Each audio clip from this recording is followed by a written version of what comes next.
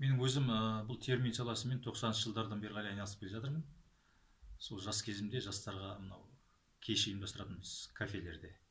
Соның кафені неге қазақшаламасқа деп, өз қазақ тілді жастарға арналған шаралар болғасын, шатқана деп сонда баламалап бастағанмын. Содан бері қарай терминологиямен айналысып келе жатырмын, талай сөздердің қазақшалап келе жатырмын.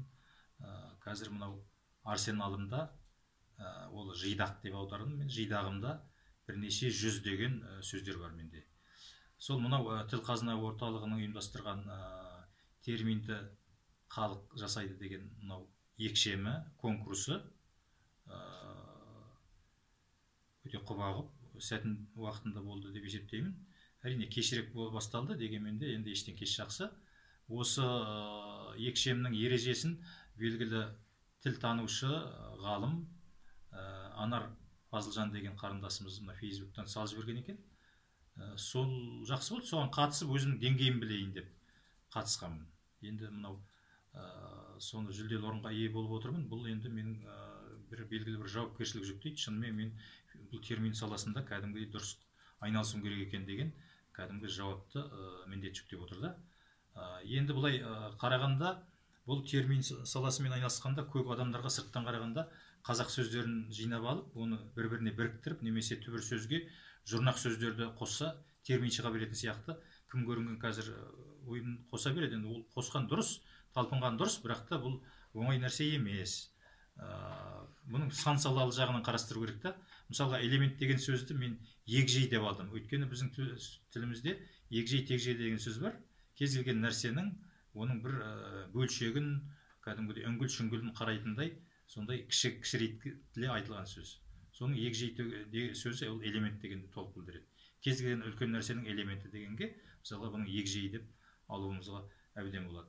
Құрам мынау құрауыш деген сөзді оны мен конструктормен баламаладым, конструктор сөзіне. Сондай-ақ серия деген сөз бар бізде. Серия кәдімгі оны дүркін деп алдым. Өйткені дүркін деген сөз соны толық алмастырады. Ол біздің тіліміздегі бар сөздерді біз екінші бір қосымша мағына жүктеп, оны пайдалана беруімізге болады. Бірақ ол бұзбау керек. Бұрынғы мағынасында бұзбау керек. Қазіргі жаңа мағынасын, баламалаған мағынасында бұзбайтындай, соны толықтыратындай, толық қабылданатындай болу керек. Сондай-ақ модуль деген сөз бар. Модуль деген сөз өте күрделі сөз, оны қазақшалау оңай емес.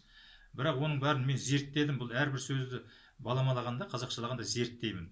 Бұл нені білдіреді? Бұл қашан шыққан? Бұның дефинициясы қандай, яғни мағынасы, мазмұны қандай, шығу тегі қандай деп жан-жағын зерттеп барып, сосын белгілі бір ойлар, идеялар келіп, соны бар қорытып барып шығарам. Бұны мен мысалға модульді бөлімшек деп алдым. Бізде мотор деген сөз талап етілді қазақшалауға. Моторды мен жүргек деп алдым. Себебі ол мотор дегеніңіз кез келген техниканың ол жүрегі сияқты. Жүрекке бір ұқсас сөз керек болды. Ол жүр деген бұйрық райлы етістікке гек деген жұрнақты жалғау арқылы жүргек сөзі толық осы мотордың мағынасын беретініне мен кәміл сендім. Сондай-ақ датчик деген сөз мысалға, оны бергек деп алдым. Мысалы камера деген сөз. Камера ол кез келген қазіргі мына түсіретін, айналаны бәрін бақылайтын құрал қондырғылардың барлығындағы оның көзі, оның көргіш нәрсесі. Оны мен көргек деп алдым. Көргек. Әрине көзге қатысты да алуға болады. Мысалға ойыма көзек деген сөз түсті. Түбірі көз, оған ек деген жұрнақ қосу арқылы көзек. Бірақ көзек деген сөз ол глазок дегенді білдіреді. Осындай жан-жағын қарап салыстыра келіп, бірден ала салмай, ойға не болса сол келе салады, оны алып ала салуға болмайды.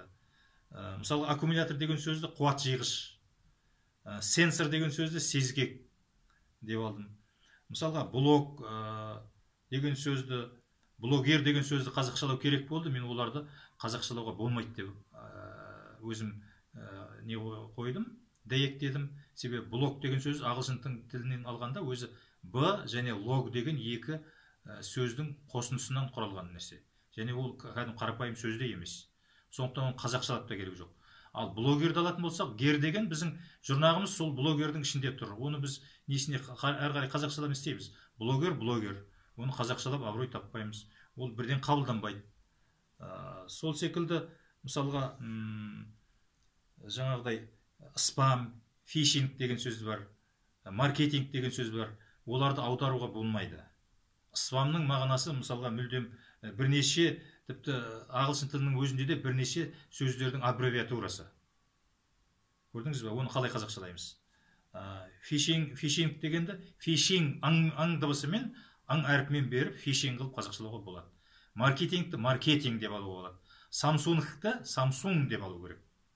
Оның барлығы өзі дүниежүзілік деңгейде қабылданған нәрсе. Соны біздер қабылдай алмай отырмыз. Осындай нәрселер бар. Сондықтан бұл енді екшем конкурс мені белгілі бір деңгейімді көрсетті. Соны былай айтқанда мәртебе берді деп ойлаймын. Бұл енді терминологиямен жақсылап айналысуымыз керек, жүйелеуіміз керек.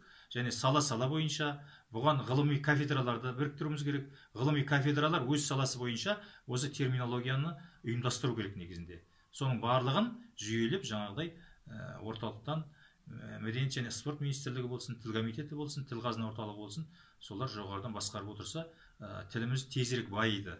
Өйткені мына сөздің, шетелдік сөздердің барлығын қоя беруге болмайды. Мысалға, аджимани деген сөз бар, спортта болсын, дене шынықтыруда болсын, оны қазақшаламасақ болмайды ғой. Аджимани деп қазақша жазамыз ба? Ол болмайды, ол орыстың сөзі. Оны қазақшалауымыз керек мысалға. Міне осындай нәрселердің барлығын қолға алып жатқанын өте қуанышты. Енді мысалға Facebook әлеуметтік желісінде аудармашылар алқасы деген біздің топ бар. 7-8 жылдан бері қарай сол жерде біз бұл екшемге, бұл конкурсқа қарамастан өзіміз күнделікті апта сайын әр сөздерді талқылап, жаңа сөздердің баламаларын іздеп жатамыз. Кілең о жерде аудармашылар отыр, тілмаштар отыр. О жерде 2000-3000-дай қазір тілмаштар, аудармашылар, термешілер жиналып қалды. Сондықтан осының барлығы дұрыс нәрсе деп ойлаймын. Осы тіл майданы қазір белгілі бір сапаға көтерілді. Мен бұны құптаймын.